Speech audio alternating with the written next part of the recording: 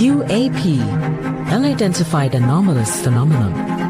Are they extraterrestrial, interdimensional, time travelers in origin, or are they simply a result of top-secret military projects, false flag alien invasions, PSYOP, drones, or other human-made aircraft? Join the discussion now on UAP Crossfire.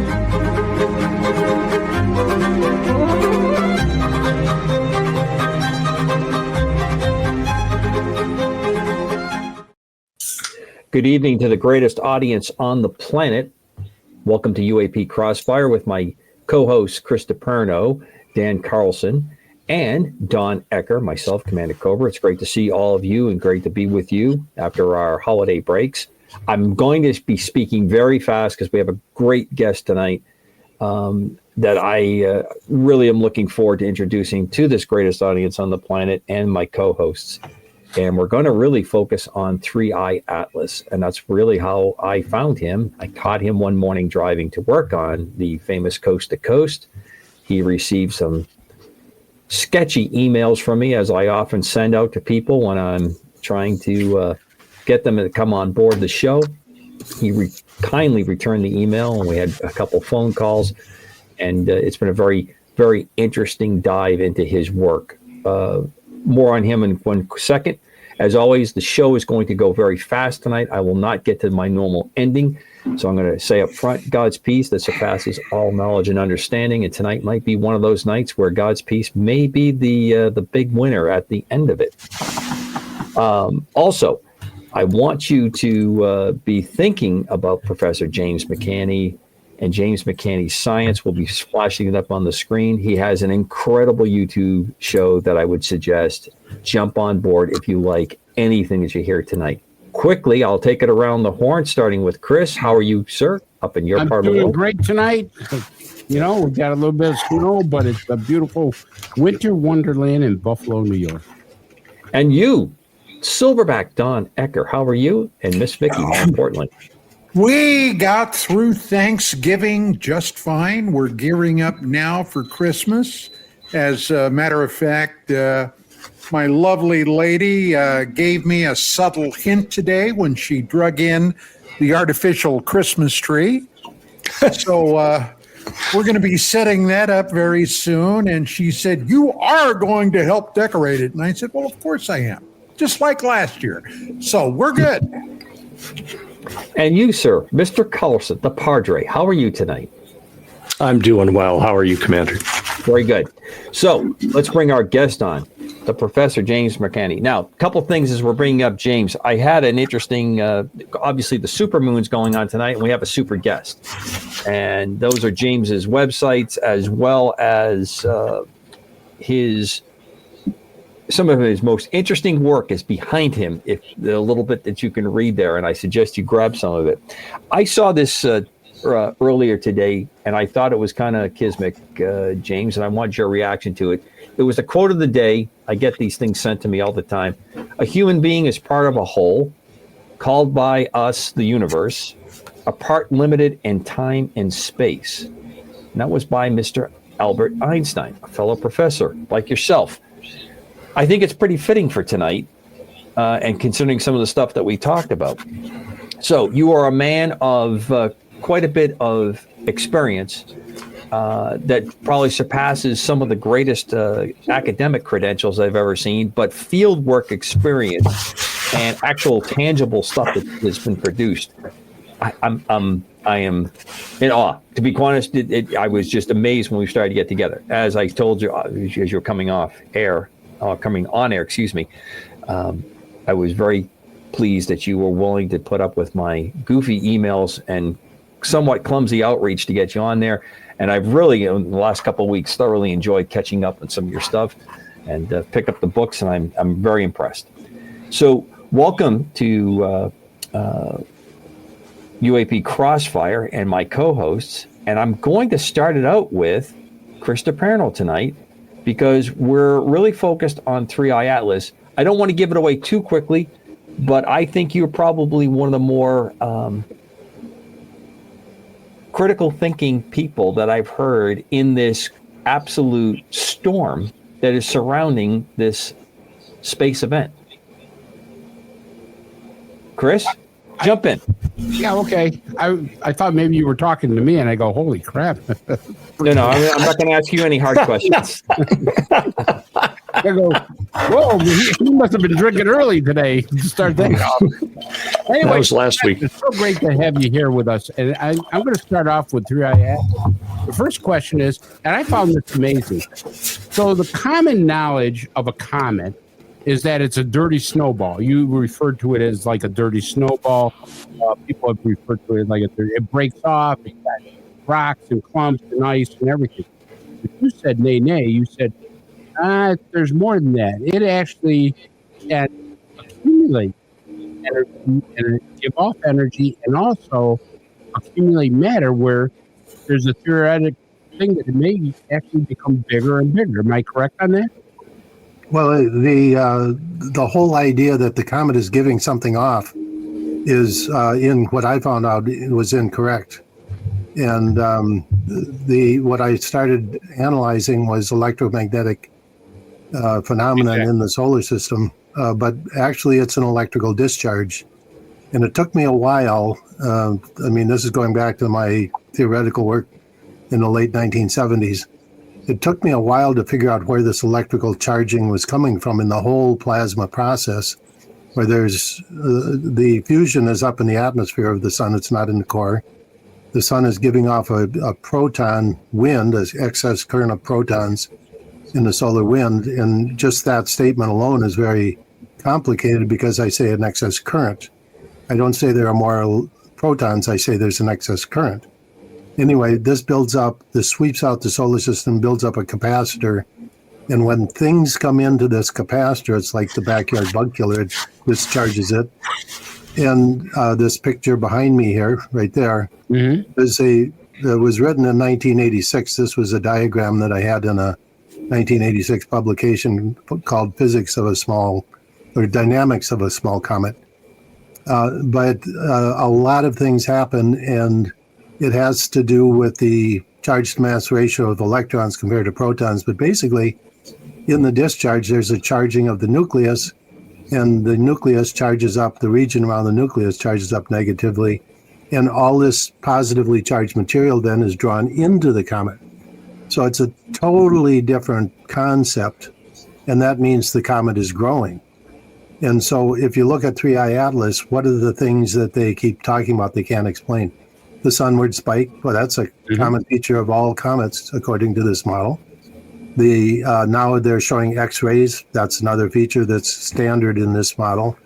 The green comet coma around the nucleus is a Debye shield. All of these are electrical terms when you're dealing with plasma. So anyway, it's a whole different concept of what a comet is.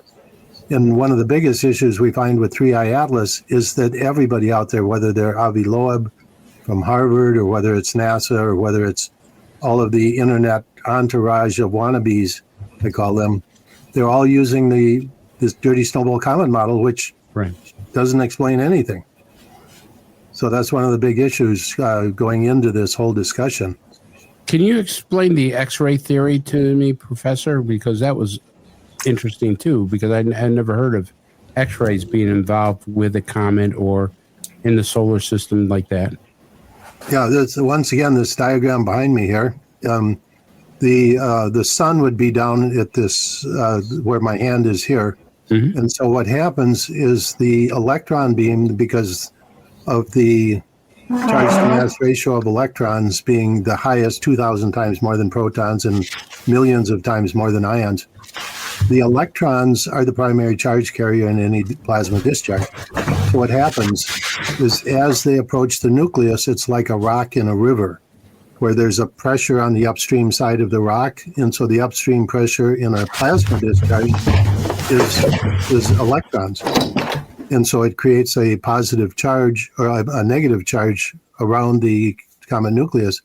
But then what happens as the electrons are coming out from the sun, they see that negative charge, so they slow down, and that's what we call Bremsstrahlung X-rays. It's the same kind of X-rays that are used in a medical X-ray machine or in a dental X-ray machine, Bremsstrahlung X-rays. So a natural part of this whole concept is X-rays on the sunward side, and they were discovered in 1996. But now we get into a very strange political scenario where NASA is literally hiding data that would prove this concept correct. Why would they hide data, sir? Well, that's an interesting question in itself. And here we get into the psyops part of science, what I call garbage science that's pawned off to the public. Yeah, we get a lot of that. So the what you see in NASA, like when NASA had this little dog and pony show a couple of weeks ago, where they were going to release all this photographic evidence, etc., and they came out with 4 fuzzy photos, just terrible, and claimed that this was all they had. Ridiculous. The whole issue is that Avi Loeb, who is the Harvard professor that claims this is an alien spaceship, his story wouldn't even exist if they didn't have the dirty snowball comet model. Right. Professor, I gotta break in there. Yeah. Loeb has suggested that is not within the realm of possibility, but I never heard him specifically state that this was an alien ship. Yeah, it's very subtle. You're correct. You just said that he claimed it was an alien craft. He never said that. I never heard him say that. I've been following this very closely. But the implication is there, and when he goes after NASA for not releasing data, certainly the implication in the story is that right out of the chute, he said the probability, he was using probabilistic statistics, that the probability that this was a natural item was almost zero. And so he's always hedging. But if you look at the following, they are convinced that that's what he's saying. Well, conversely, he did bring Kim Kardashian on his research team. So that has to be. When I heard that, I just about fell out of my chair. And that was an interesting story because she went to NASA, and this is something that a lot of people cannot even get a hold of NASA, let alone get an answer. And the first thing she said is she thought NASA didn't go to the moon. To which they replied that they went 6 times and it was the pat answer, and she didn't like that. They were kind of like blowing her off, And then she came back and she said, "Well, what about this 3I Atlas? Is it a spaceship?" And they kind of gave her an answer she didn't like, so she joined Avi Loeb's team.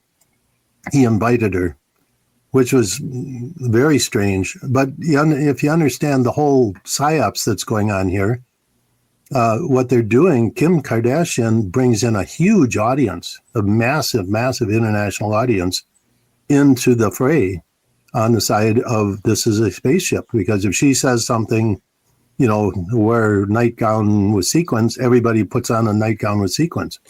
And so the same thing with, the whole psyops issue here is that to bring in the alien issue. Let's just put it that way.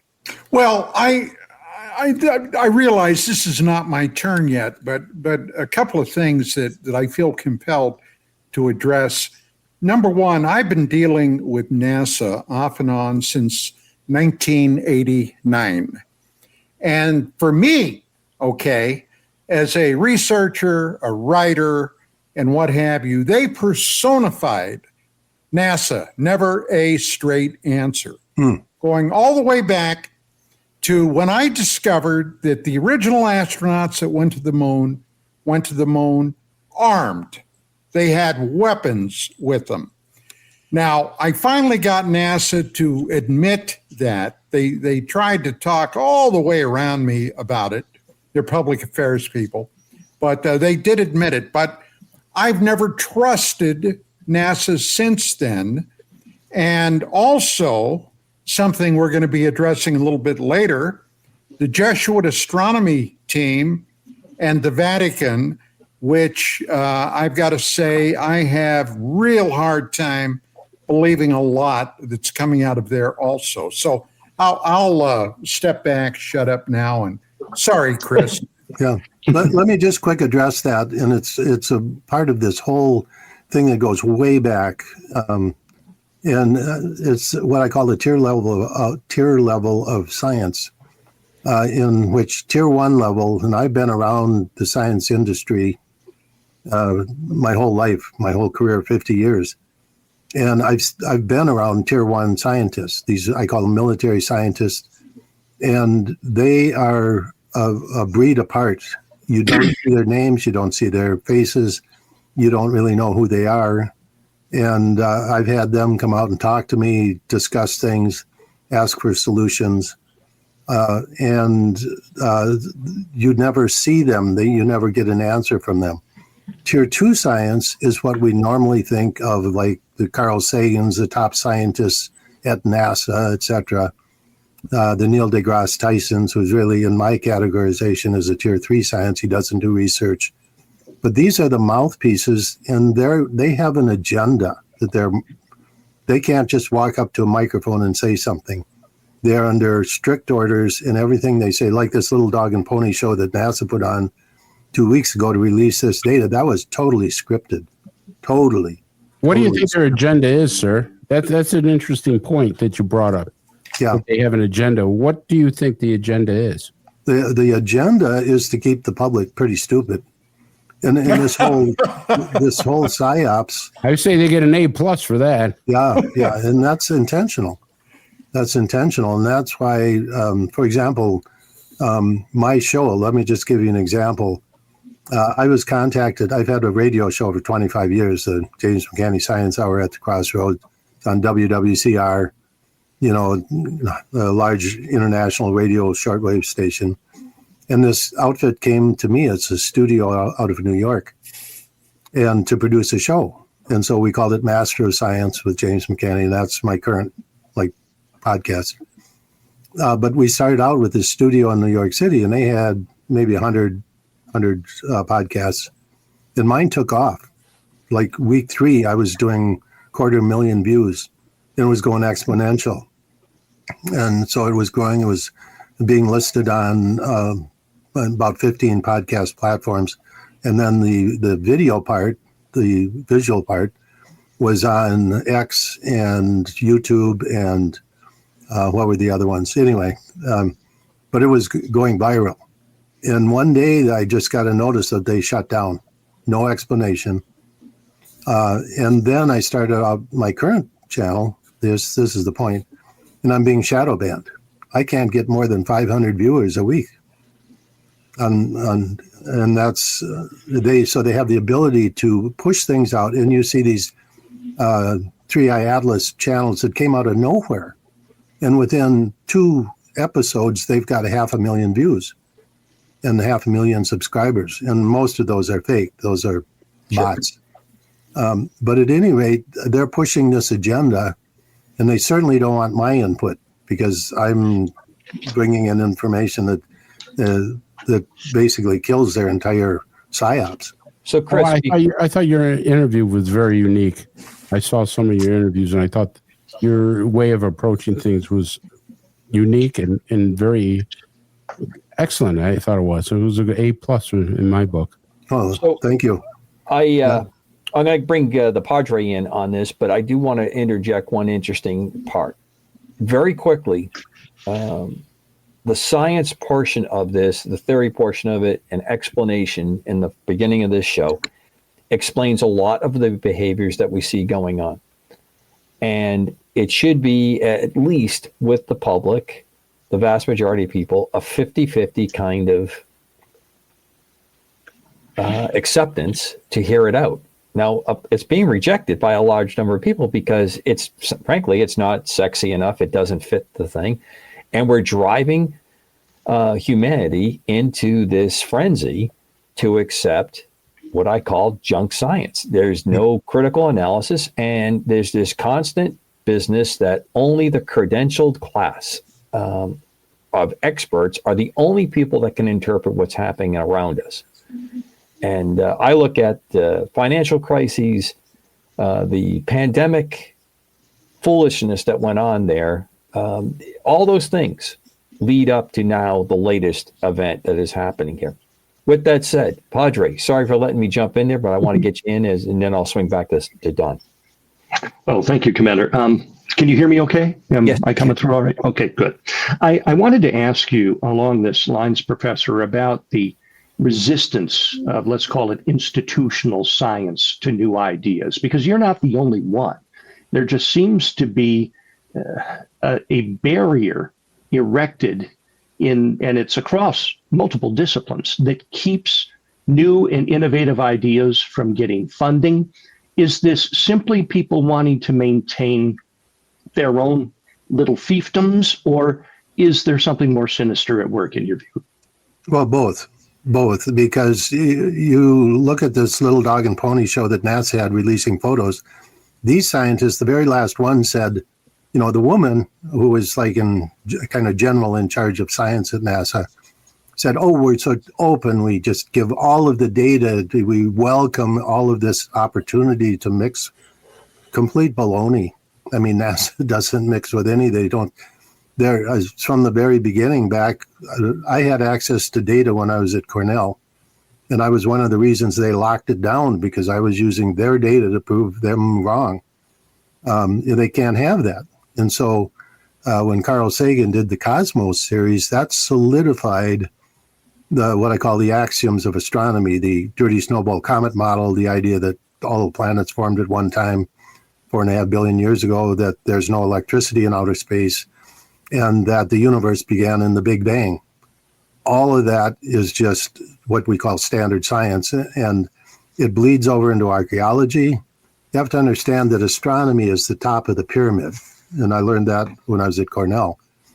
The archaeology and the astronomy and other departments had to follow suit. They had to, any interpretation they had of data, of say archaeology or anything like that, had to correspond with the idea that the Earth has not had any major encounters in outer space. Maybe a little comet hit Earth at one point, or something like that, but that's the extent of it. And so anyway, that's part of it. But then you have the culture, the ivory tower culture of tier 2 science. Now, this is tier 2 science. Believe me, the tier 1 people know what's going on, and they know I'm right. And, but the tier 2 science, these are the professors that get funding, publications, and peer-reviewed journals. Interesting, when NASA had its little photo release a couple of weeks ago on 3i Atlas, the very last guy said, all of the photos will come down once they're downloaded. They'll be sifted through, I don't know the term he used, but something like that, through our standard scientists and published in peer-reviewed journals. And that's what Commander Cobra was talking about here, that they, it's all cut and dried. Who's going to get the data? Who's going to interpret it? And then how does that flow into textbooks, publications?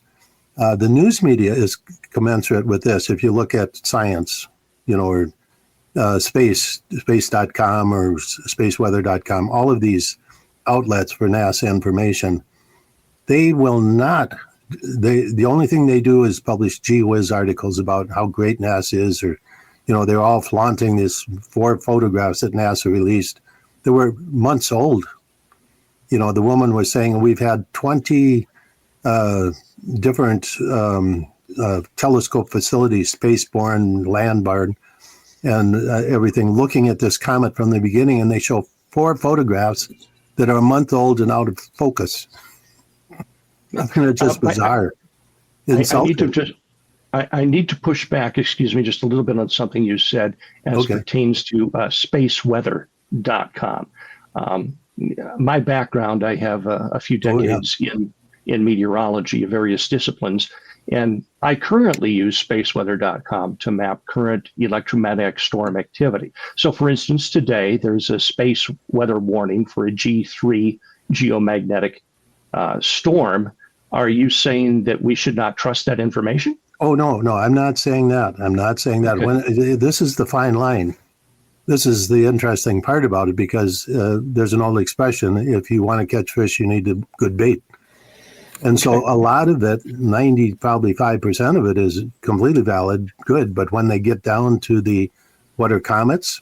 Oh, they're dirty snowballs, little icy wanderers, little interlopers from beyond, sublimating in the solar wind. So when they get down to these axioms, that's where they're marching the party line. But your theory on comets, it's not the dirty snowball theory. It is that they are some type of an electrical, I don't want to say device, but is their purpose then to balance the positive, negative charge imbalances they encounter, or what would be the function of comets from an astrophysics point of view?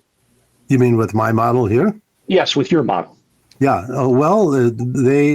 It's very interesting because for example, our galaxy has a proton capacitor, and our sun is discharging it.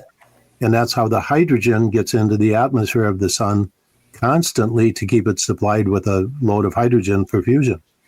The comets, the big comets, of which there are some, and one of the things we know of historically is there were big comets, very, very big ones, that come through the solar, like Jupiter size, and discharging the solar capacitor, and they can wreak havoc with things. And we don't have any history of these, but most comets are small. If you look at just the statistical makeup of the size distribution of objects in the solar system, most of them are small, like gazillions of little things the size of a tennis ball, things that are bigger. And then, but the electrical effects, interestingly enough, only take place for the very, very small things.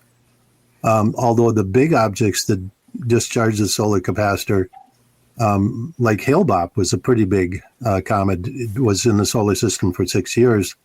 It changed its orbit. It added mass. It originally had a companion, which spiraled in and became part of the nucleus. But it lost about half of its solar period in that 6-year time frame when it was going through the solar system. So it's literally becoming a planet. And it turns out that Harrington, the Naval Observatory director, back in the 80s, was doing a search under NASA contract for literally what they call Planet X. I have the contracts. And he discovered it and then took photographs in 1991, made the final photographs from New Zealand with an 8-inch astrograph, and it had a companion. So that companion allowed them to calculate the mass. And eventually, they didn't realize this, but eventually it became the nucleus of Hale-Bopp. I have a whole book on this topic, and that whole PSYOPs, this was another major PSYOPs, to talk about Planet X and keep everybody from looking at the thing that was really Planet X, and that was Hale-Bopp. So the comet then is the condensation nuclei of a new planet. The small ones never grow because they don't have enough gravitational attraction to hold the material that's coming in, and that material neutralizes and it just blows out with the solar wind. Some of it can bake on the surface because of the electron beam, but generally the little comets don't grow, just the big ones, which is opposite of what the dirty snowball comet model predicts. The dirty snowball comet model predicts that only the light nucleus, the very small nuclei, can have their orbits perturbed. And once again, we see this with 3I Atlas. It's pretty massive, but it's having serious gravitational or non-gravitational perturbations. And that's because the larger comets, the one thing about 3I Atlas is it's moving very fast. So it's a very large discharge of the solar capacitor. It's charging a lot. That's why it has this amazing sunward spike and X-rays and gravitational anomalies. So it's a complicated situation, but it's totally different than the ice ball model. Commander, may I ask a question here? Just if you promise to be quick, because we need to bring Don on. Okay, real quick. Why the big secrecy about it, though, Professor? I mean, lay people like me, first of all, wouldn't understand half of what they're saying. I mean, second grade was the best 3 years of my life. So, I mean, what would be the secret, the hiding all this stuff? Well, I always thought, because I went through decades literally fighting this thing through the 80s, through the 90s, et cetera. And I was on a radio show with Art Bell. It was literally, we were doing a Christmas special one year. And we were talking about the Russian space program, something I knew quite a bit about. And he just came out of nowhere and he said, Jim, your comet model is clearly correct. The snowball model doesn't make any sense at all. What's the big deal? Why is it not accepted? And I said, well, they'd have to eat crow and they'd have to republish all these papers in published peer-reviewed journals would be wrong. They'd have to change the textbook. And he said, no. All that could be changed. All that could be fixed. They could shoot you. They could steal it. They could, change everything. And within a year, nobody would know the difference. He said, something else is going on. And I was like, what the heck else is going on? So finally, after a while, I figured out, that there's an essential, this PSYOPs with 3I Atlas has been going on for decades. It's just that this comet seemed to fit their bill for at this time, because this is the whole PSYOPs is to make people aware that there's an alien presence and bring in the new world government. So we all have to join governments. And NASA already has this in place, by the way, the International Planetary Defense Agency within NASA. And so the need to keep this theoretical structure in place at tier 2 level is necessary for public control. And it's if you think about it for a minute, you think, well, that's pretty crazy, but that's what the actual answer is, that they have to keep it's like the old country western song. This guy's on the porch and I don't know, so his wife is getting mad at him. And the punchline is, it's my story and I'm sticking to it. And that's NASA, tier 2 level NASA. That's their story and they're sticking to it. I'm going to jump in here to bring Don in. Yeah. But I do want to circle back to a couple of things you just said right after Don. Please, Decker, jump in. All right. Looking at 3I Atlas and the initial news articles about it were, on the surface, for me, astounding. It was identified as only the third interstellar object coming into our solar system from outside. Now, Professor, when I was in college, my major was history. I am a history geek, all right? And if you believe mainstream academia, all right, the human race only surfaced roughly 6,000 years ago from written records, etc., okay? We only have 6,000, and even that 6,000 years is minuscule.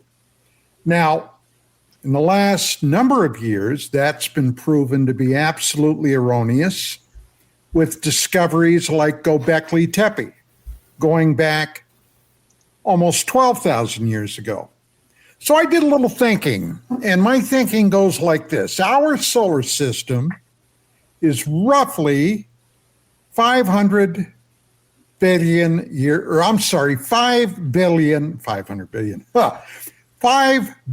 years old. Earth, roughly 4.5 billion years. And somewhere in there, between the first and second billion years, life first evolved on the planet. Originally single-celled, later it became multi-celled, but the planet, our planet, suffered at least 5 extinction events. Okay? Now, not everybody agrees on what all those events were caused by, but certainly some of them were astronomical impacts.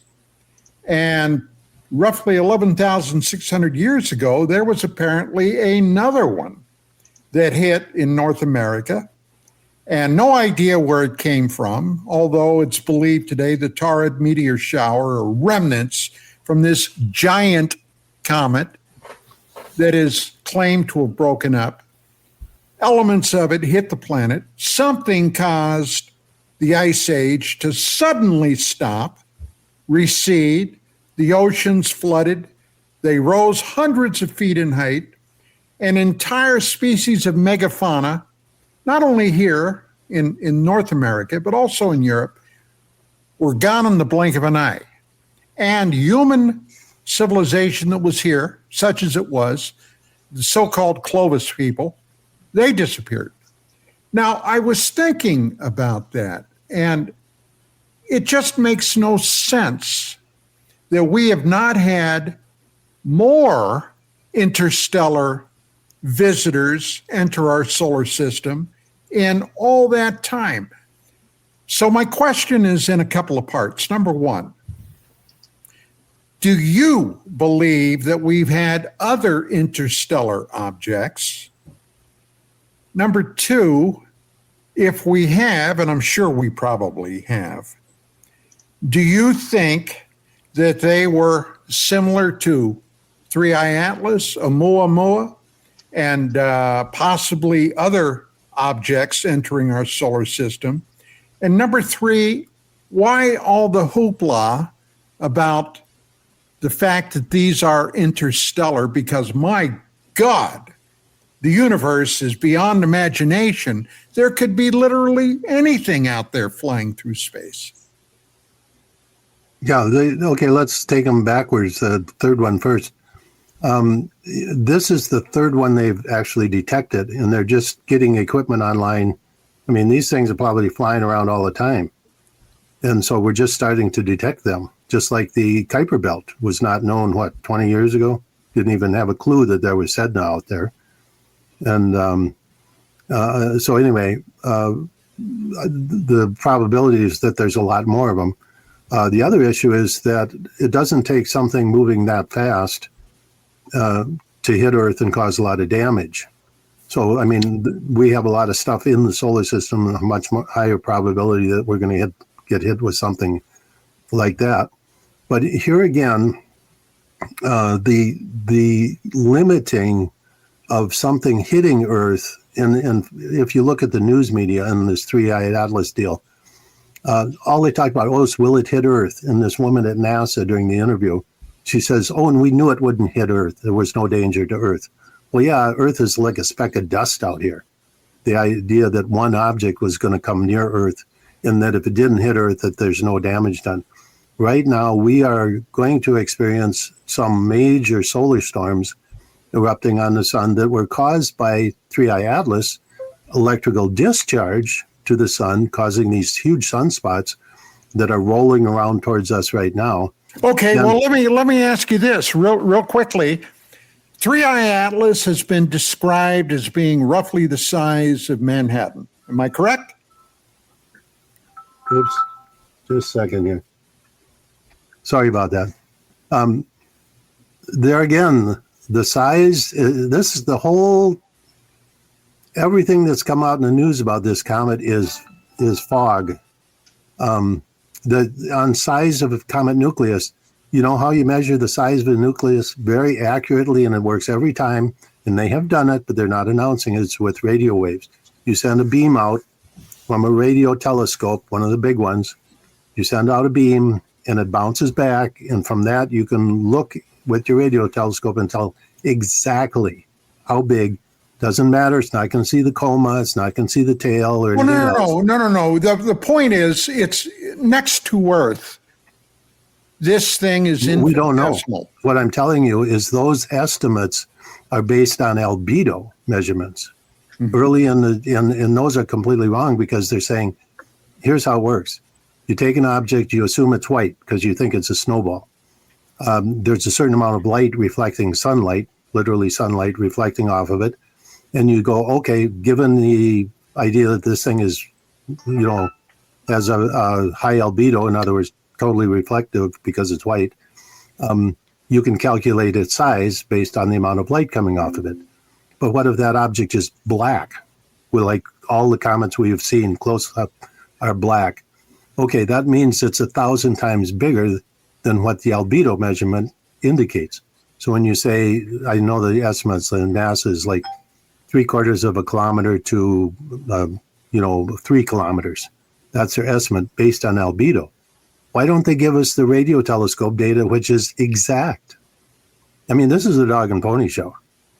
And so, anyway, let's go back a little more. We're talking about the extinctions and Göbekli Tepe and archaeology. One thing I've spent a lot of time in my life is with archaeology.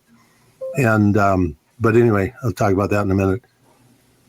But the idea that an asteroid is the only thing that can affect Earth is completely wrong. The biggest mass extinctions are due to big objects coming by Earth. And part of my weather book and one of the books they showed here at the beginning, the Planet X comets and Earth changes, I talk about large comets coming into the solar system, and I call it action at a distance, where there's electrical and magnetic effects, gravitational effects, mountain building, tsunamis. The Maya have a legend, so do the Incas. In fact, all of the ancient civilizations talk about Venus being a comet. That's what the Velikovsky story was all about. Exactly. Velikovsky, I was going to mention him because there have been, and you're talking about these electromagnetic discharges. Yes. On Mars, for example, there are areas there that is believed to be the result of, and nobody at the time was claiming they had any idea how, but electrical discharges impacted the surface of the planet, left huge scarring there. I'm sure you're familiar with that. Oh, sure. Oh, yeah. I've been in that world since the very beginning. When I was at Cornell, it was 79 to 81. I had been out of the country for about 10 years. And so I didn't even know who Velikovsky was. And here I'm at Cornell. Carl Sagan, who led the march against Velikovsky, is the David Duncan Chair of Astronomy. And here I am taking NASA data and claiming that comets are not dirty snowballs, that they're electrical effects and they can become planets. Oh my goodness. Talk about stepping into a beehive. And I didn't even know it. And then afterwards, I was talking to a friend of mine after the Cornell years there. And he said, I was telling him about my theoretical work, and he says, "Oh, it sounds like that Velikovsky guy." That's the way he said it. And so I started reading, and sure enough, I'm like reading theoretically what the ancients were saying, compatible completely with what my theoretical work was saying. But the idea is that these comets don't hit Earth; they come by Earth in electrical discharges. The Tunguska event, for example.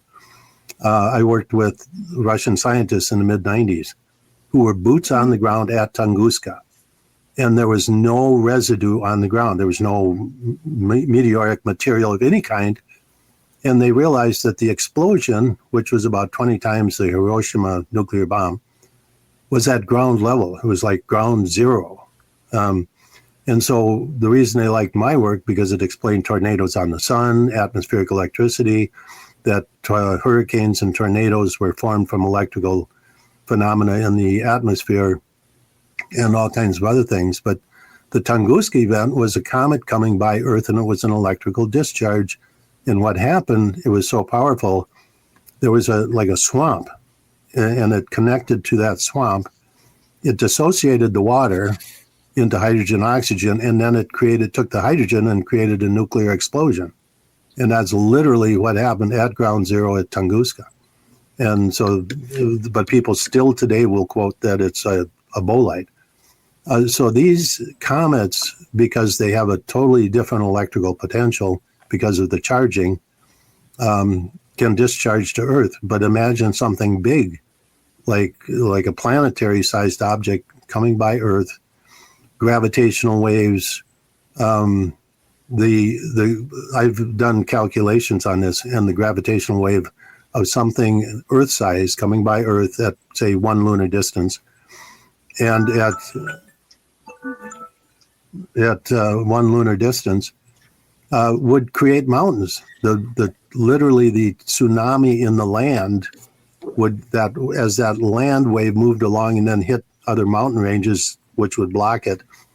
That is one of the causes of formation of mountains. Plus, if you look at the Pennsylvania coal fields, something caused tsunamis big enough to take all of that plant material and dump it on the east side of Appalachian Mountains.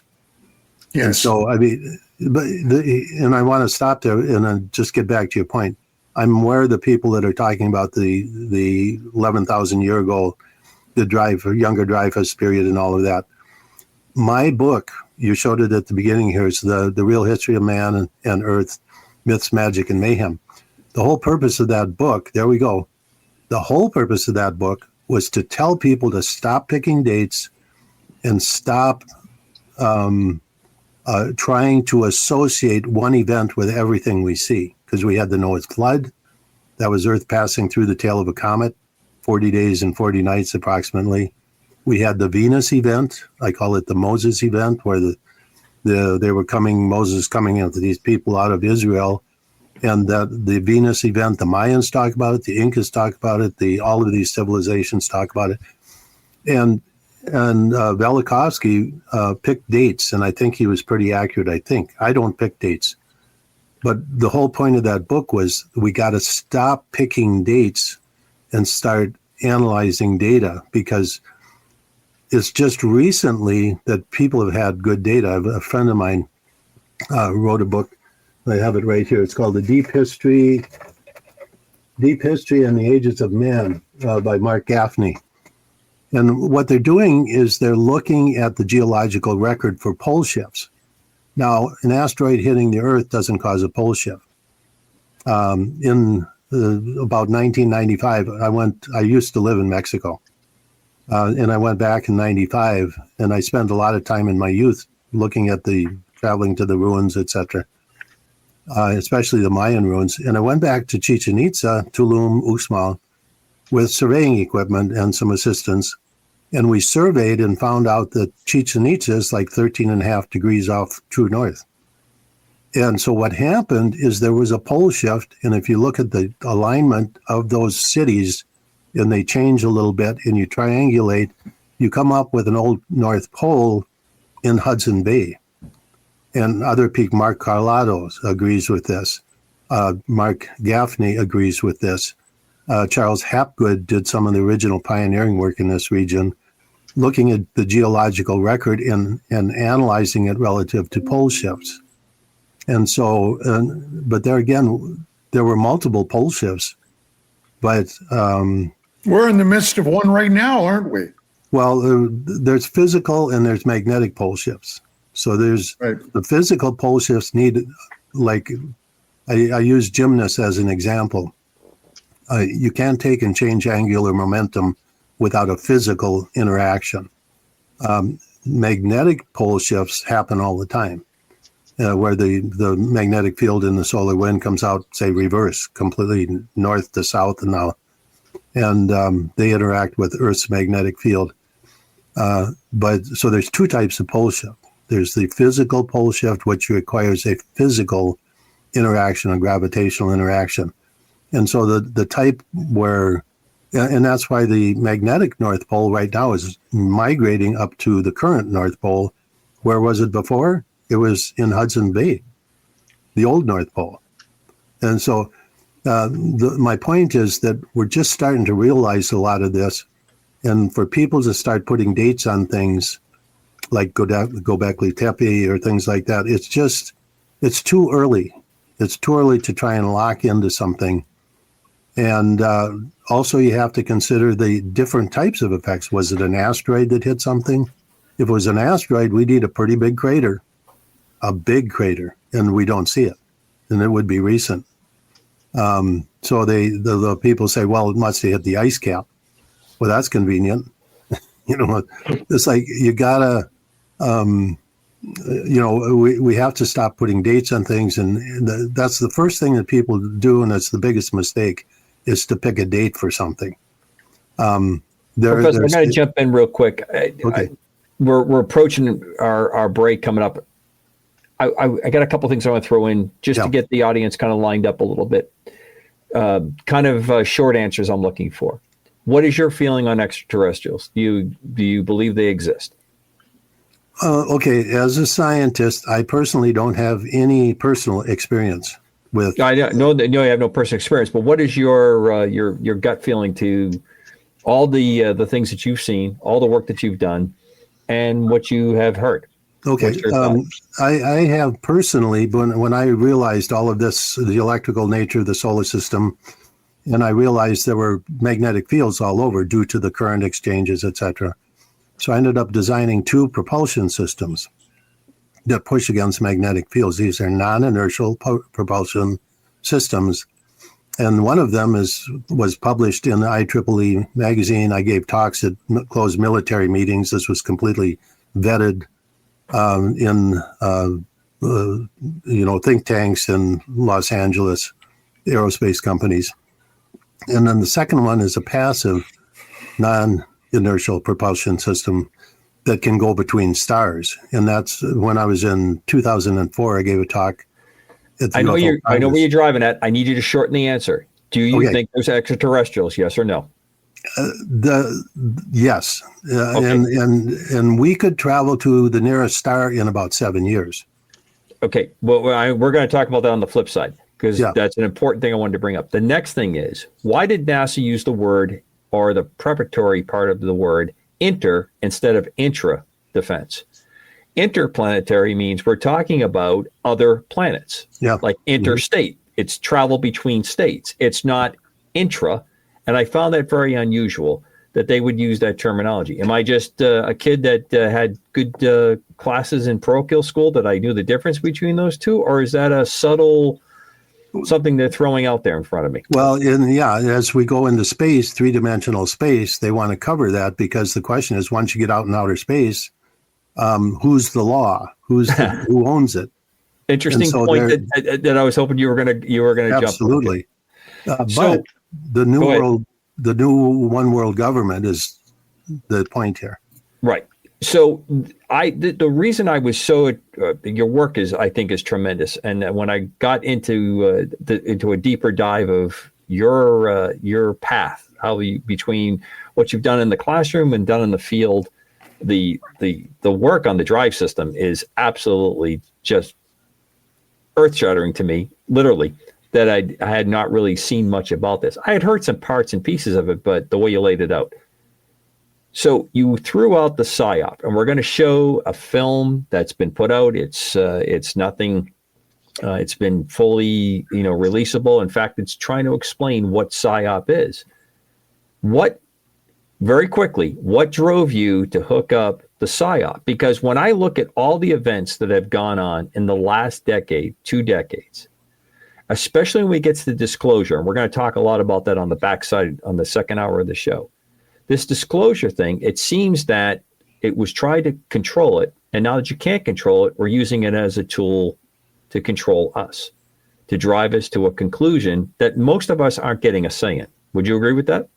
Oh, yeah. All of this stuff is dovetailing at the same time. This is not an accident. Yeah. But all right, folks, UAP Crossfire, our guest, Professor James. The whole PSYOPs is obvious because of the broadcast level, the blanket coverage that it got. Right.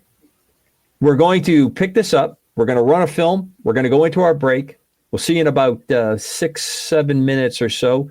Please join us from the Backside UAP Crossfire with my great guest, Professor James McInerney, and the outstanding host, the Padre, the Silverback, and Chris. Be right back.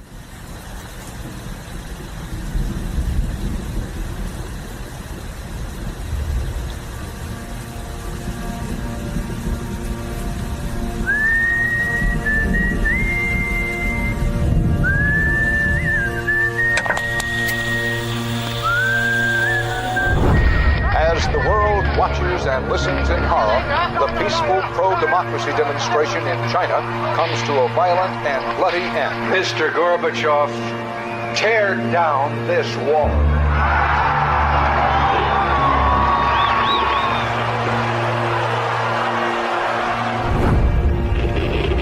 Wolves hiding nearby, whispering do or die around me.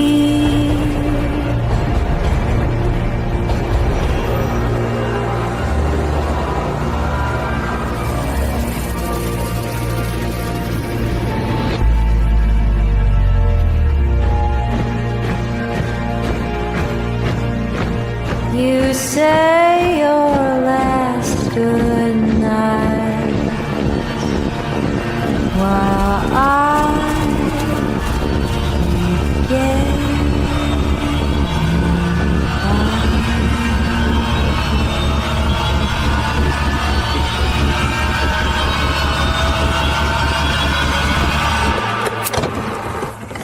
There is another very important phase of warfare. It has as its target not the body, but the mind of the enemy. The target of psychological warfare is against the enemy's mind. It is words and ideas. Ammunition used by Cyborg.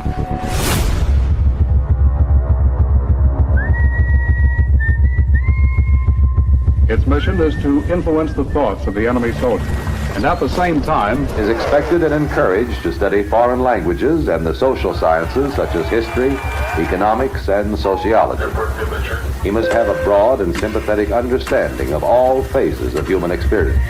gripping at my skin, the walls of night close in. but the use of this force as an integral part of combat has now taken on new form. As I wait to say my last goodbye.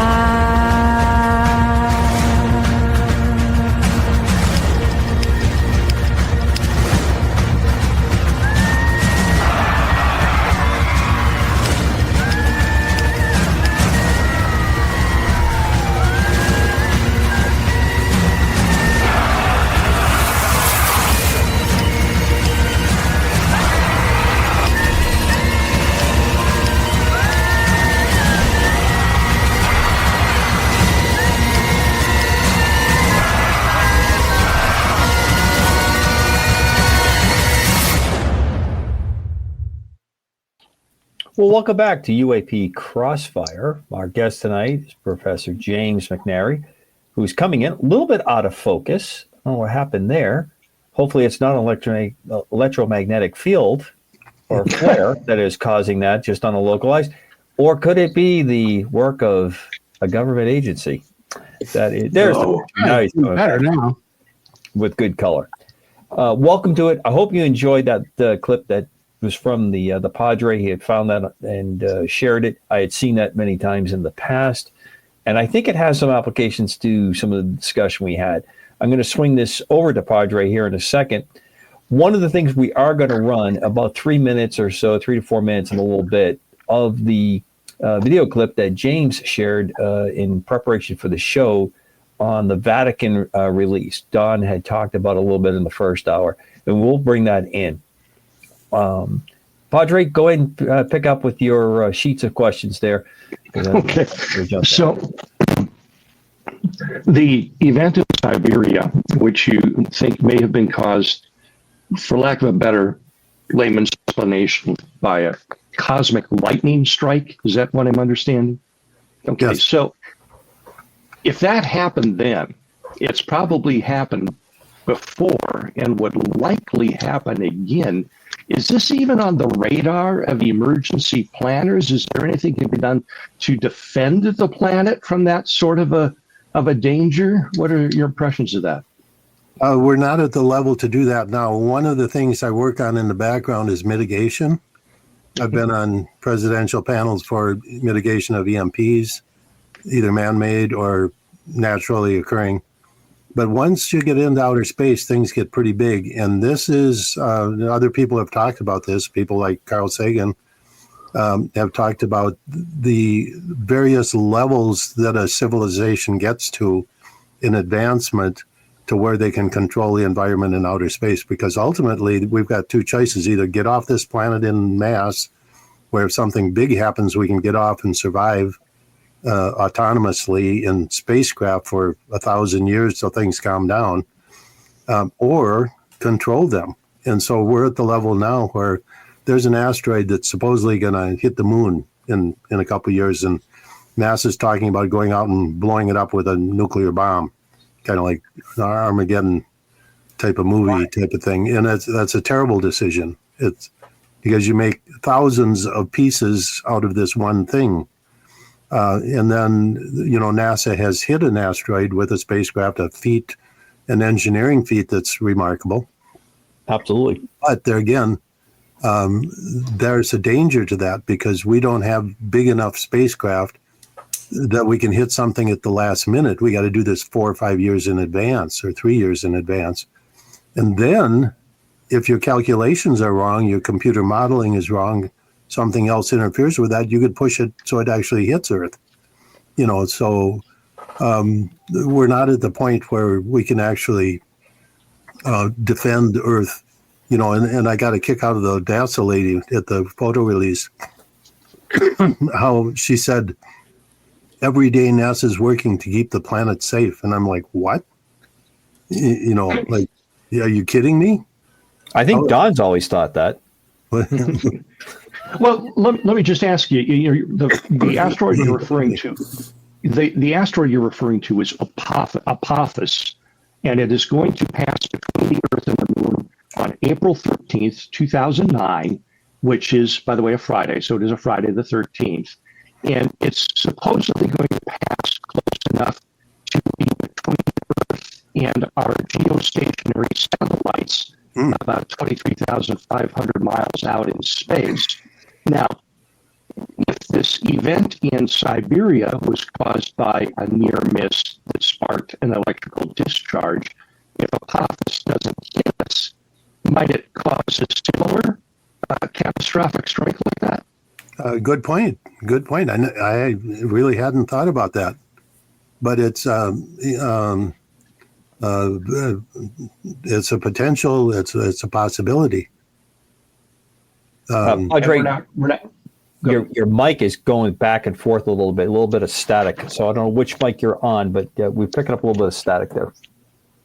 Could be electromagnetic discharge. Could be a solar flare that's localized in South Dakota right now. But it could also be a technical issue. Oh, he is a meteorologist, for God's sake. No, I mean, there you have a 450 meter by 170 meter object. So it's pretty darn big. And if it's basically skimming the outer limits of our atmosphere, already interacting with those outer portions of the atmosphere where there are charged particles, I'm concerned in light of this research you've done, Professor, of a danger perhaps that hasn't been considered.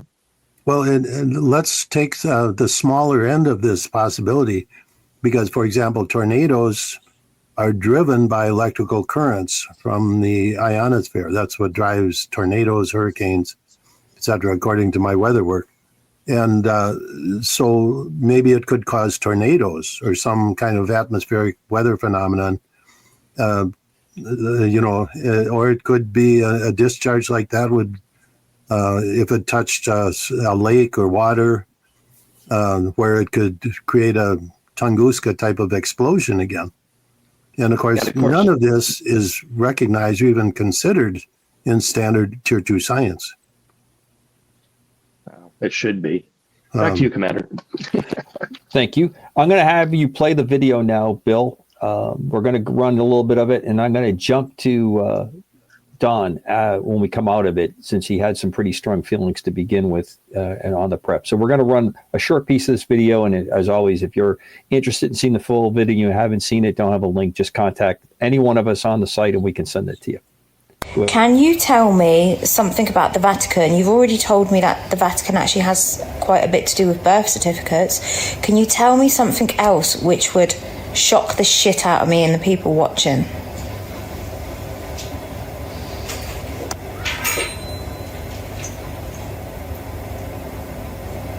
All right, Stacy, let me hit you with one that most people never see coming. There's a massive Lucifer telescope, and it's partly funded by the Vatican. No joke. It's called LUCFR, short for Large Binocular Telescope Near Infrared Utility with Camera and Integral Field Unit for Extragalactic Research. And while the name was later softened to just Lucifer, or Lucy, the original acronym is real. It's located on Mount Graham in Arizona, which is considered sacred land by Native American tribes, and that's not random. The Vatican has its own observatory there, run by Jesuit astronomers. Why? Because Rome's light pollution makes it hard to study the stars, and Mount Graham is one of the best dark sky sites on Earth. Now here's where it gets juicy. Mount Graham is said to be a dimensional hotspot. Native tribes like the Apache believe it's a gateway to other realms. Some have claimed the Vatican knows exactly what kind of energies exist there and chose it deliberately. Some researchers believe they're using the Lucy system to track or observe something not just physical, something that's moving in and out of our dimension. Pair that with this. Inside the Vatican Library and Apostolic Archive, there are documents and books on demonology, ancient entities, and off-planet visitations that aren't accessible to the public. We're not just talking angels and saints. We're talking non-human intelligence being actively studied and monitored by Vatican insiders. So while the world sees popes in robes and stained glass windows, behind the scenes, there's a quiet network of Jesuits, astronomers, and archivists mapping the stars, guarding ancient portals, and watching something they won't admit out loud. Want to go deeper? So before I turn this over to Decker, Professor, you brought that to us as we were coming up to the show. It touches upon something we've all talked about on this show extensively, and hopefully you've seen this and when you reviewed some of our past shows, that we have a lot of interconnectivity, connection with what would be classical paranormal subjects, the extraterrestrial, the UAP phenomenon, and it in science does seem to be the connection, the weave that goes through a lot of this, and it's been affected. Now, you were interested in this, and it goes on further. And once again, the Jesuits get a pretty hard knock. They always seem to be on that inside hockey kind of, inside betting kind of role in all these things. To me, I find that to be a little bit of a flag when you hear their name thrown into that. I don't have any firsthand knowledge whatsoever on what was said there. Aside from that, I do know that there is the observatory, and there has always been a large Vatican scientific press in astronomy, normally attributed to being looking for the signs of God's movement towards this planet or returning to this planet, as put in biblical recordings. So I thanks for sharing that, and it's interesting. And like I said, anybody wants the full part, Don, I'll let you start this piece off a little bit for us. Okay, I think the Vatican has been in the middle of many, many, many things. It's got an intelligence service that I would rate probably right up there with the CIA. It's totally agenda driven. Now, in full disclosure, I am not Roman Catholic. I was raised when I was a small boy, was baptized into the Lutheran religion. Now, anybody that's followed religion at all knows that Martin Luther, who had been a Roman Catholic priest, broke away from the Vatican when he nailed his, 95 theses complaining about the church at that time. A lot of problems emanated from that over centuries, but that's not in my thinking. What is in my thinking is the fact that the church, the Roman Catholic Church, the Vatican, is totally agenda driven. And it's not always very clear what that agenda is, especially to we lay people. Now, when you talk about Vatican secrets, I am convinced in the archives of the Vatican, and I have a lot of reasons for saying this, and I don't have the time to go into them, but there are secrets down there the church has been aware of for centuries that involve not only demonology, whatever those negative influences ultimately prove to be, but also the fact that I am convinced that they have some first-rate data on extraterrestrial visitors that have come to this planet in the past. Now, what does all that mean in my book? Okay, it means that we're never going to know a damn thing about it. It means that they'll hold on to their secrets like a young June bride, and at the expense not only of the public at large, but science. Okay, I have as much faith in the Vatican coming forward as I do NASA. It's not going to happen in my lifetime. And Professor, what do you think? Charlie Deuce, it's up to you now. Yeah, exactly. And that's why I sent this in, because we're dealing with many onion layers here of the issue, of the psyops, of the one world government, who benefits from all of this that's going on right now. Before he died, Werner von Braun, the German scientist brought here on Operation Paperclip. An ex-Nazi SS colonel. Let's not forget that. Oh, yeah. Yeah. And he said 4 things. He said there's going to be 4 things leading up to the institutionalization of the one world government. And he said the very last thing would be a false flag alien event. Enter 3i Atlas. It's the perfect. If it were not for all of this hullabaloo about 3i Atlas, nobody would even know it's there.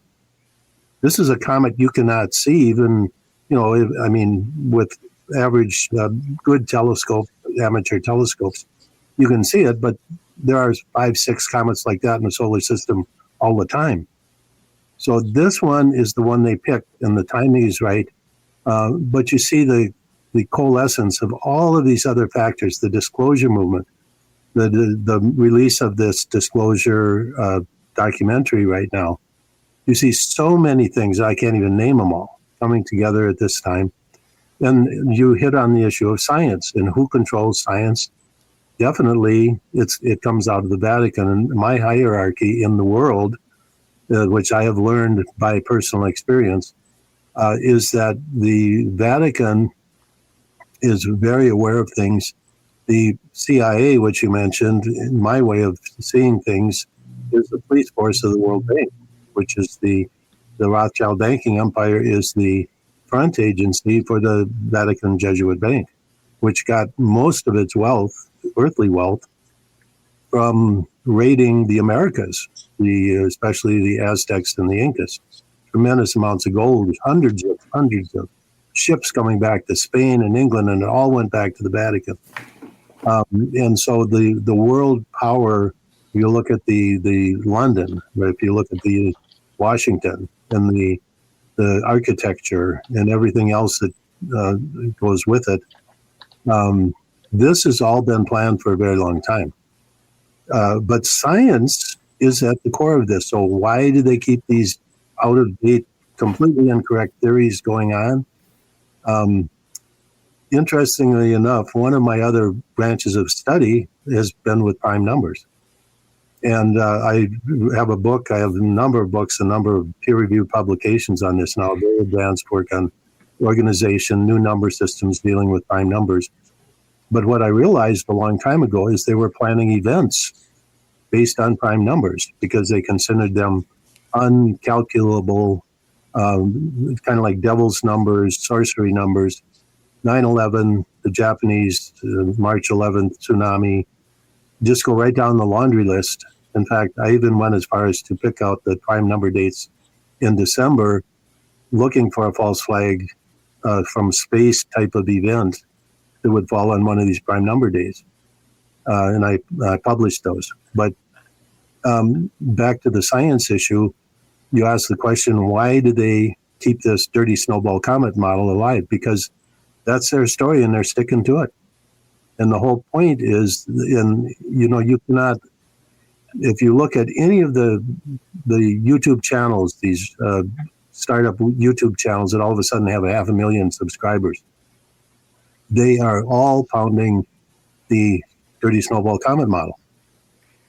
Anything that's not is not getting any airtime, like me. Science is the core issue. And what do you do if you're the owner of all the world? Your banking empire includes BlackRock and Palantir and all of these other corporations that are moving very much right now to put remote sensing in all of the whole planet. China has it, Vietnam has it. It's coming to the United States. One day they're installing all this stuff. One day they're just going to turn on the switch and it'll all be there. And why is this? It's control of the public. And one of the very essential parts of this is control of science. So, and then the whole UFO issue, the real one, and I've heard other people big in the disclosure industry, I would call it, say that if there is any kind of disclosure, it'll be based on either a false flag or totally incorrect information that they're letting out for political gain in this whole operation. So anyway, it comes back to Three Eye Atlas. All of this publicity, this psyops that's going on is, and a lot of it is really hokey. But what's the main purpose? It's to get into the brains of the common person, alien spacecraft. Something could happen in like the Orson Welles War of the Worlds. All of a sudden, if the electricity goes out and the only thing you've got is your cell phone and you're getting emergency messages, that the aliens are attacking, we need the one world government. We're already seeing this coming out of NASA. Why would that woman, one of the first things she says, she stresses the fact that NASA has this international agency to coordinate with foreign governments for alien issues. Hello? I didn't know that. And how are they protecting Earth? Give me a break. But this is all in place. And what is its structure? A one world government. Chris, I need to. Go ahead. Sorry. Go ahead. Go ahead. I was really fascinated by what he was saying.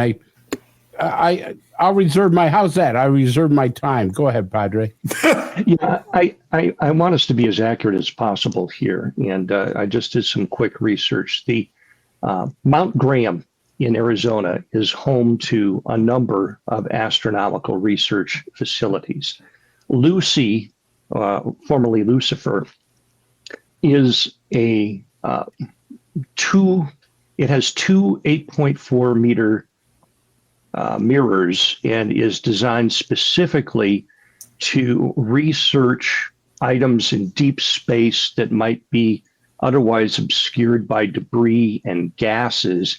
It was built and funded by the Max Planck Institute for Extraterrestrial Physics and the Max Planck Institute for Astronomy and the Max Planck Institute for Radio Astronomy, along with some German universities. So it's a German-operated device separate from the Vatican Observatory, which only has a 1.8 meter telescope dish. And the Vatican uses, they call it the VAT, the Vatican Advanced Technology Telescope. And that is for basic astronomy. They've used it to get better pictures of comets, of asteroids, near-Earth objects, planets in our solar system, and so forth. But they're separate entities. Vatican does not control what was called Lucifer. Well, you have to take a quick guess on the branding. It can come through various agencies or channels, but the real purpose of the Vatican telescope was originally built to observe Hale-Bopp. That's why they built it. And it was staffed research. It was staffed by astronomers from the University of Minnesota, which some of them I knew personally. Was that after Schumacher-Levy or before?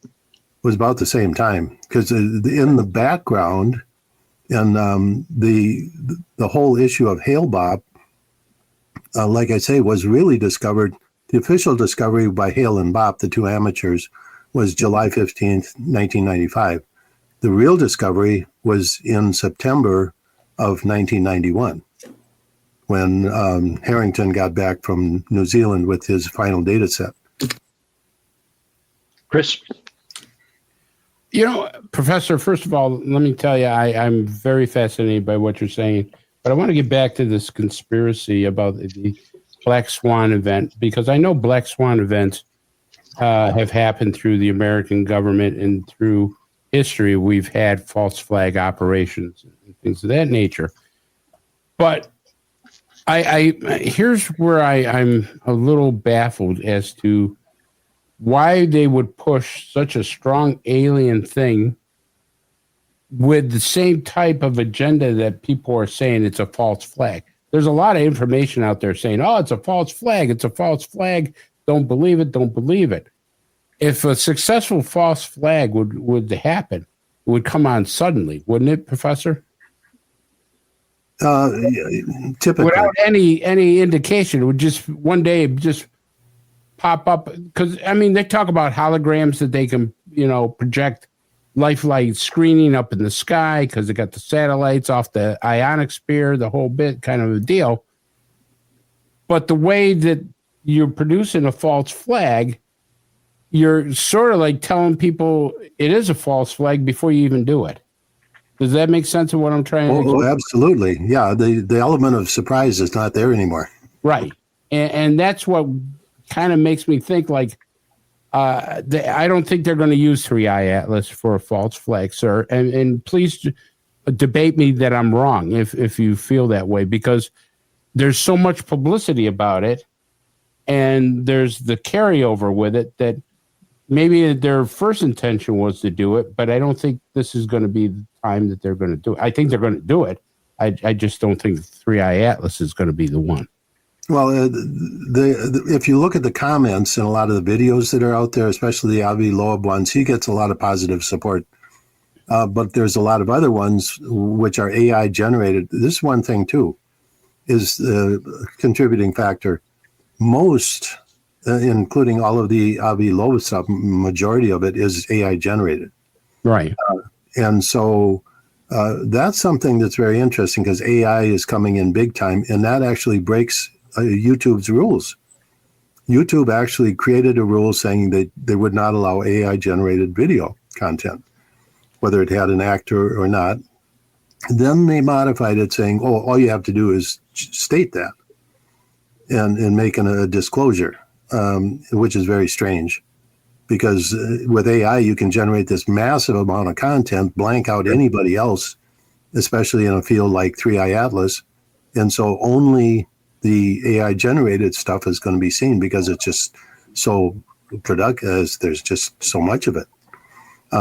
But to go along with what you're saying, I'll be honest with you, it doesn't do anything for me.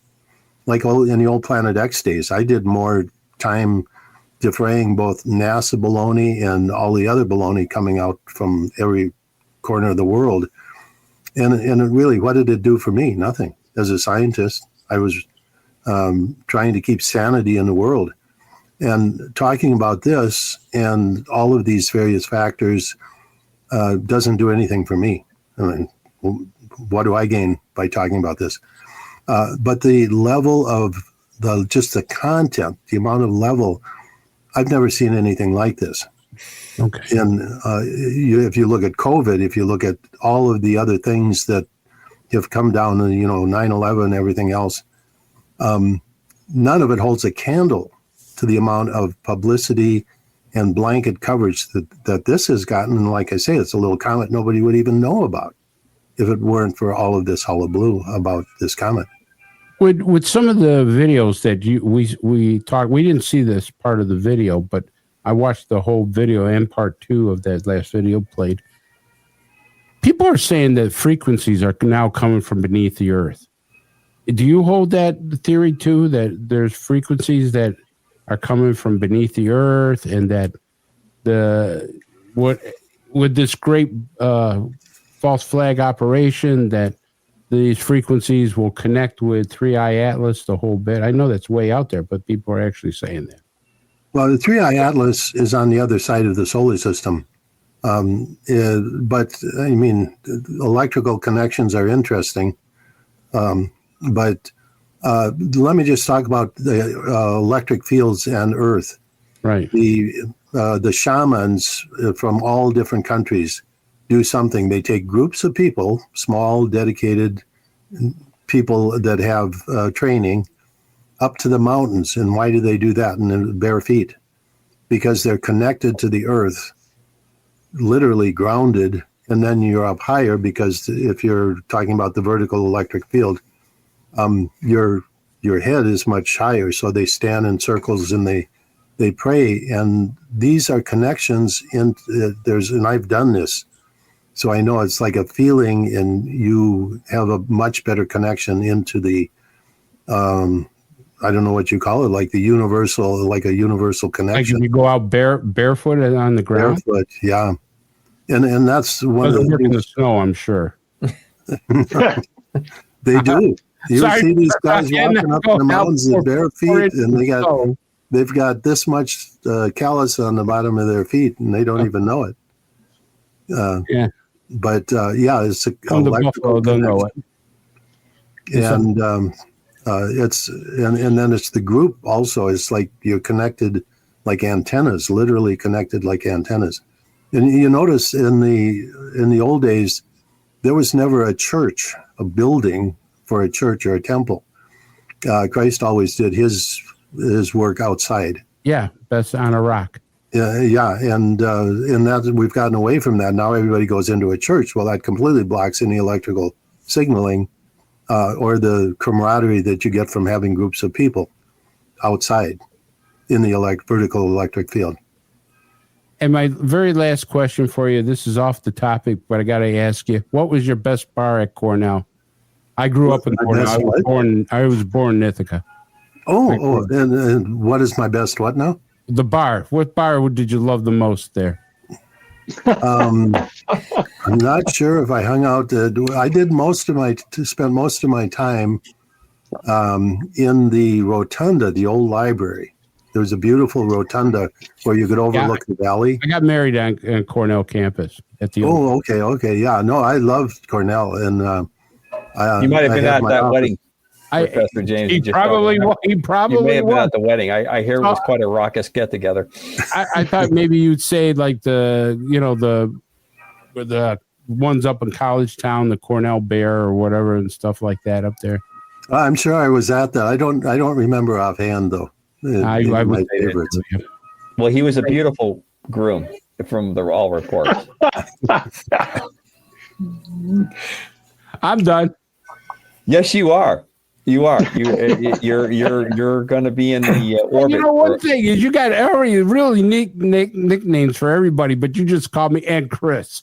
Well, I wanted to talk to you about that. Yeah, I was calling you Super Mario, but you didn't react. But I heard you say and the Silverback and the Padre, and then it may be Otis. It may be Otis after tonight and last week's show, or the last time we were on the air together.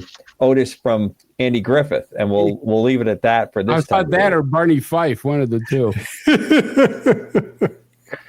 Professor, I want to jump in here just to ask you really quickly. As a meteorologist, I'm interested this whole electrical interaction of forces, assuming that that's true, and it's new to me because I was taught old school, so I haven't had a chance to really evaluate what you're saying. But what impact would that have on our long-term climate models, do you think?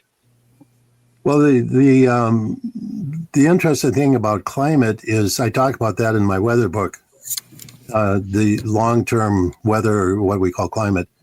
And the end result is that we depend on the sun on a minute-to-minute basis. Mm-hmm. And it depends on the level of hydrogen coming in, which depends on the level of hydrogen in the galactic environment that we're passing through all the time.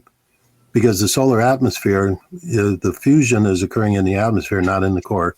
So it depends on a constant influx of hydrogen to keep the fire going, the fusion fire. And so climate, if the sun went out, let's say, we experience that at night. When we go into nighttime, what do we drop? 10, 15 degrees during the night, and then the sun comes up and it warms up again. But if the sun changed by 10%, all of a sudden, hotter or colder or whatever, it would have an almost instantaneous effect on the weather on Earth. And then you have things like volcanoes going off, which can affect climate for a number of years, cool it down. So if we had a major volcanic eruption, we could have cooling. The other thing about the greenhouse effect, which is what we're talking about global climate change based on the greenhouse effect, which nobody even talks about anymore. They just call it global climate change. But they're really referring to CO2, which is the greenhouse effect.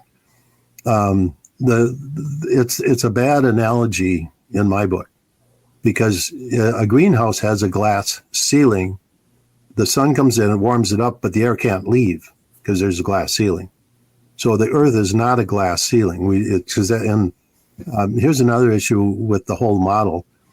If you take an internal combustion engine, you're burning carbon-based fuel, and the heat that comes off of that, it's a Carnot cycle. You're losing 75% of the energy right now going into the atmosphere. Nobody talks about that. What they're talking about, we're talking about massive amounts of energy going into the atmosphere on a daily basis compared to 10 years, a little bit of carbon dioxide trapping additional heat. It's like a sledgehammer versus a little jeweler's mallet. And so the Earth expels that heat every day. It goes up in the atmosphere, it goes out, and the Earth is very good at expelling that heat on a daily basis.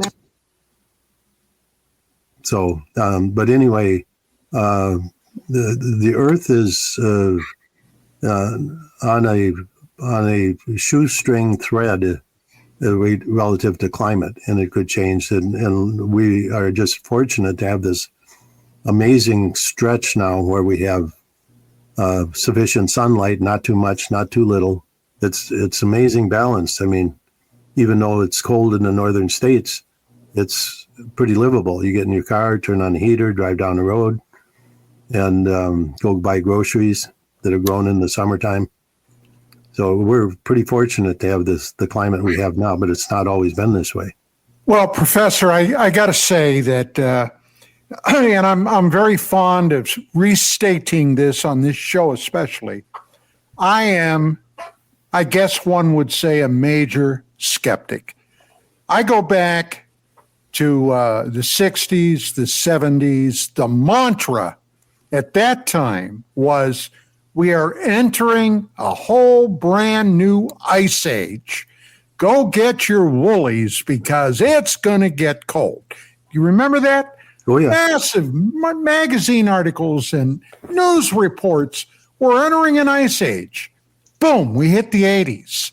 Suddenly, it's global warming, the 80s and the 90s. People like our former vice president, I'm not even going to say the guy's name under Bill Clinton, was talking about the polar bears are at risk. And all these other talking heads talking about how we're going to be dying in the heat. CO2. Did anybody mention to these morons that CO2 is what makes our plants, our trees, our crops, that's what makes them grow? Now, the question is, are we going to turn into Venus? No time soon. I don't even have an SUV anymore, but I'll tell you what, I doubt that made much of an impression on a planet that's 4.5 billion years old. So what is the scam there? It's money making. Send in your carbon tax and we'll be fine. Well, excuse me, but I see that as pure, unadulterated bullshit. Well, they definitely it's a political football, and the reality is with all of the decades of worrying about climate change, it's become a political football, and it really takes away one level of the reality. My opinion is we should not be burning all the oil. One of my inventions is called the wing generator. It's a very efficient wind energy system that you can make big, like gigawatt size, and put these on barges and convert seawater into hydrogen. That's what I think our future is. But there again, it's something that's basically shadow banned in the industry because all of the big investors are invested in petroleum. They don't want to stop using petroleum. The issue is that we're using a lot of oxygen because it's all native oxygen. This idea that the Amazon jungle converts all of the CO2 back to oxygen that we breathe, no. That may have worked in 1920, but not today. We're using native oxygen, and I'm amazed at the amount of oxygen in the atmosphere for jets and cars and locomotives and burning everybody's house to heat it. It's amazing amount of oxygen that we're using. And so I think those are the real issues. And if we designed our society correctly, we could use 1,000th of the amount of energy we use. But it's a business. Energy is the biggest business in the world. Is there a play here along the same lines? This is another tier in what you're seeing that 3i Atlas is driving into this world government PSYOP piece? Do you think that these are just all steps, all surrounding for lack of a better term, stones that lead to this, to this citadel that we seem to be creating, that only government seems to be able to save us, that we're having less and less, as you and I spoke earlier today, there's less critical thinking of what goes at it. We don't evaluate it. You made a remark earlier about the science on the comet is that it's a snowball, which is interesting to me because to me it seems that would be diminishing, that you would lose on each passage, that you're losing some of the physical structure there. And I'm not trained, as we talked, in this area, a big fan of astronomy, but someone who likes to look at it, not really understanding the deep science of it. But I don't understand why the current process is, and what you've gone through, and folks like Tesla and other folks along the way that are just, there's not going to be a debate. We have selected what the answer is, and we're never going to defend this answer. It's settled science. And to me, that's one of the saddest terms that has ever been coined, but it's used all the time. It's settled until it's not. Trust the science. Trust the science, and it's settled. Correct.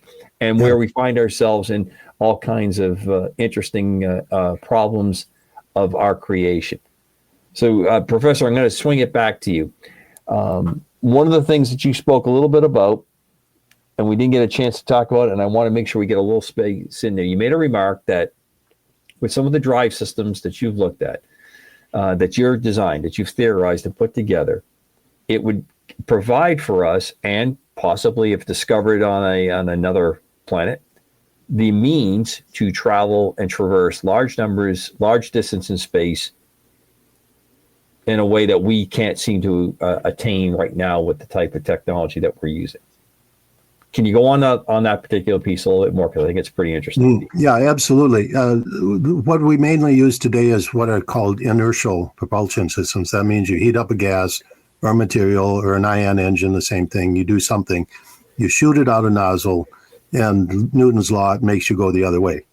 That's a typical inertial propulsion system. Okay, if you're going to go to the next star, then you got to carry all this mass, and that becomes part of the payload to heat up and shoot out your engine. And then so now you have to have a much bigger engine to move the payload, which is the mass you got to shoot out the nozzle. And people talk about nuclear engines, but it's the same problem. It's the rocket problem. And so there's all kinds of issues with making bigger rockets, because then you need more fuel, and the more fuel becomes a payload, and it snowballs. It doesn't work. So what I realized early in my existence was you had to have a non-inertial propulsion system. A swimmer is a great example of a non-inertial propulsion system. And the swimmer exerts energy, pushes against water, which is the medium, and makes them go forward. So a non-inertial electromagnetic propulsion system, once back in my early days, once I realized the electrical nature of the solar system, and really I was the only person on the planet even working on this on a theoretical basis. And then I had all the data coming in from Cornell, from Saturn, Jupiter, and the other space probes, individual space probes that had charging. And I was able to explain all of this. Then I said, okay, you have plasmas which have electrical discharges, and those currents create magnetic fields, so you can push against the magnetic field, which, by the way, is another reason why comets should be associated with aliens, because if they were coming into our solar system, the way you would brake is you would latch onto the electrical current sheet around a comet and brake with an electromagnetic propulsion system. And likewise, you would leave the solar system, you would grab onto the tail of a comet, the electrical discharge, the magnetic fields, and accelerate out of the solar system. Okay, so let's look at a non-inertial. I gave a talk on this in 2004, my talk at the International UFO Congress. It was called Electric Highways to the Stars. And it was talking about non-inertial propulsion systems. And so anyway, what you do is you have a mechanism that is non-inertial, and this is passive. It's because of the design of the spaceship. It's kind of like a sailboat. The sailboat does not carry any fuel. It picks up on, but it's not a sail. It's not a solar sail. Literally is a way of connecting into the electrical currents that we now know flow between stars. And you grab onto that electrical current sheet and you can move between the stars. Now, here's the physics of the situation. If you can accelerate at 1G for constantly leaving our solar system to the nearest star, you get halfway there and then you turn it around, the propulsion system, and you start braking at 1G, you will get there in about 7 years. So that's less time than it took us to get to Pluto. Now, so interstellar travel is not, difficult. You have to understand, and the way you would leave the solar system is to grab onto the electrical current sheet that's passing through the comet, and you would get an initial burst, let's put it that way, and then you connect into the interstellar electric currents, and like I say, you can go at 1G, which is not a lot, but do the math. If you accelerate at 1G, go halfway to the next star, and then start braking at 1G, you'll get there in about under 10 years. So it's not a big deal. So do you need the comet for this interstellar trolley car? I don't mean to minimize it at all, but I mean, it's what it sounds like. You're tapping into an available power source that surrounds the solar system, that's present through the universe. You're connecting to that, and then you're basically just manipulating the part that's pushing to the part to slow you down. I mean, that all makes sense to me, but do you need a comet to tap that? It helps. But another thing is that there's something called the pinch effect. If you have an electrical current in plasma environment of outer space, and you can get that to discharge by putting an object there, it's like the backyard bug killer. Where does the discharge go? To the bug. So once you start doing that, the electrical current pulls itself together, the self-induced magnetic fields. And so you increase it. It would be like an old square rig sailboat going into the wind, and then just by its presence would concentrate the wind on its sails. And the more it went, the more concentration would occur. That's what happens with the interstellar electric currents. If you put an object out there and it starts discharging, it increases the current at the object. And it's the same thing that's happening with the comet nucleus. Professor, I have a question concerning that actually, too. Yeah. Number one, you're talking about going to another star. What are we talking about in distance? How many light years? 4 to 5. 4 to 5 light. Okay. Now, getting there in under 10 years, that's 10 years for the astronaut. What about time dilation? What's it going to be back on planet Earth? Well, Is anybody even going to remember you left? You never get up to anywhere near the speed of light. So it's not a factor. Time dilation would not figure into it. No. Oh, okay. No, it does not. You don't get up anywhere near the speed of light. And then how do you travel 4 to 5? What's your speed traveling from Earth to one of these stars 4 to 5 light years away?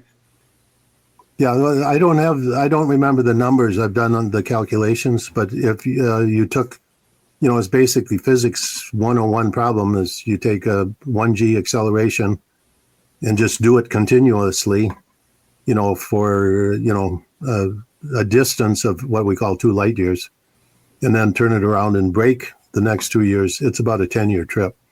But now understand, we're out in the boondocks of the galaxy.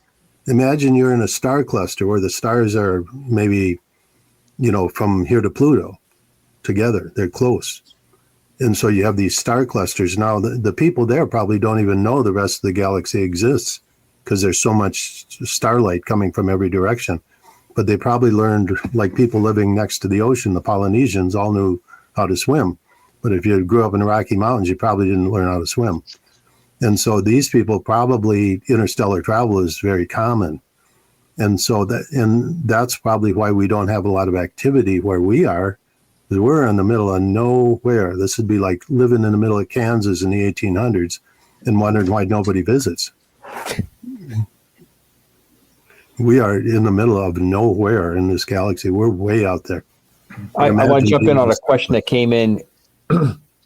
Are you familiar with the Electric Universe, the book and the theory that's associated with it? Oh, yeah. Well, I'm probably one of the primary authors of that whole concept. That's what we're dealing with here.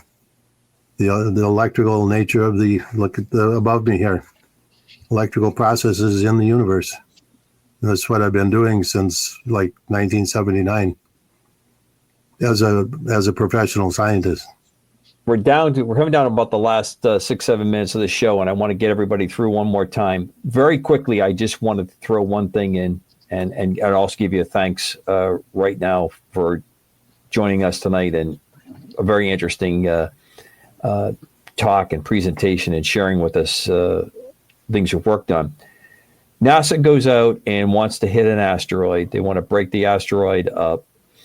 The comet up, or the interplanetary visitor. Are we setting ourselves up for a man-made Kessler effect by turning something into multiple shards that comes towards us? Would we be running ourselves into that kind of situation where now you have more mass spread out, more surface area spread out, coming through with a greater simple numbers? You have more things now to interact with satellites and other things that are in orbit.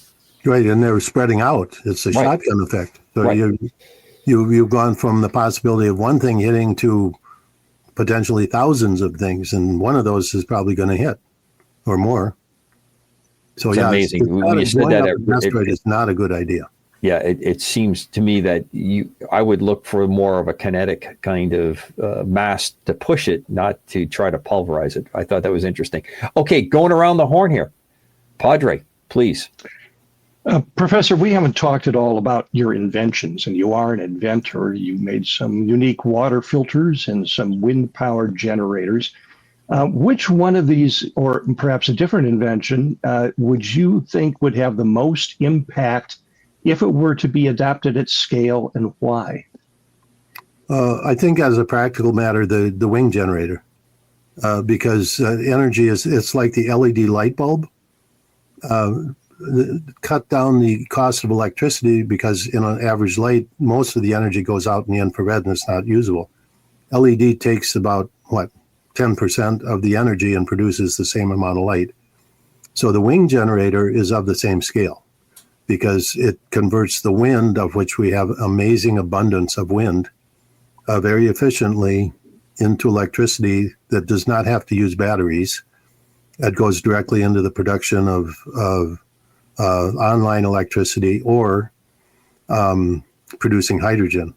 And so it's not going to replace petroleum or our current sources of electricity. It's going to add to it so we can grow. And can we purchase these from you, or how? Well, right now, my only goal is I'm looking for funding. Basically, from Ainge, I'm very picky about funding, but I'm looking for funding for the production of hydrogen, and that's where that's headed. It'll make it someday. Okay, well, thank you. I've enjoyed our conversation tonight. Chris. Well, first, Professor, thank you so much for probably one of the best shows we've had. It was very enlightening. I must confess to you that 2 courses in college I got an incomplete on was pottery making and astronomy. So this I can't make a pot, and I certainly didn't know where the planets were. So I don't even know why I'm on a UFO show, but here I am. But my question to you is, you mentioned that you believe in extraterrestrial life. Do you think they're here now? Yeah. And I'll tell you a little story. This is a UFO conference story. I'm leaving. I was one of the speakers there. So I go get in the elevator, leaving, and we're going up the elevator. And it's crowded, full of people. And I'm standing next to somebody, and you would all know who it was. If I said the name, I'm not going to say the name. But, everybody's looking straight ahead. Nobody's talking. And I glanced at this person, and his narrows it down to 50% of the people. Inner eyelid blinked, and the outer eyelid did not blink. And so, and this is a well-known person? Huh? Is this a well-known person? I don't want the name. Oh, yes. Okay. And so anyway, and other things too. I mean, not only that, but there is, a presence of lizard, let's just call them lizard people, and others. And I really don't know. I don't have a lot of personal experience. That's one thing that I was like, okay, that's real. I saw it, me, and I'm know what I saw. Thank you for sharing that. Don, we're down to our last couple of minutes. Take us to the close of the show, please. Okay, Professor, first, thank you so much for being here. This has truly been an extremely enjoyable show. It was good for me too. You bet. What is your final thought? We are supposed to have the closest approach of 3I Atlas right before Christmas, just a few days before Christmas. What is your thoughts on how this whole mishmash will end? I'm very interested in your take on this. Well, the closest approach is interesting because the reason it's close is we're moving around. It's moving away from the sun. We're coming around in our orbit, and that alignment is very significant because 3I Atlas is discharging all the way to the sun, and we're going to cross that path. We have an electrical discharge of our own, and they're going to connect. So we could see hurricanes in December. We could see severe weather, and that's what triggers it. And then my prediction is that when it gets to Jupiter, we're going to see some electrical discharges, and its tail will contain a significant amount of SO2, sulfur dioxide, which is one of the primary chemical species around Jupiter, just like Schumacher-Levy 9 did. So anyway, there's a couple predictions. Excellent. Very good. Well, sir, Professor James McCarney, thank you so much.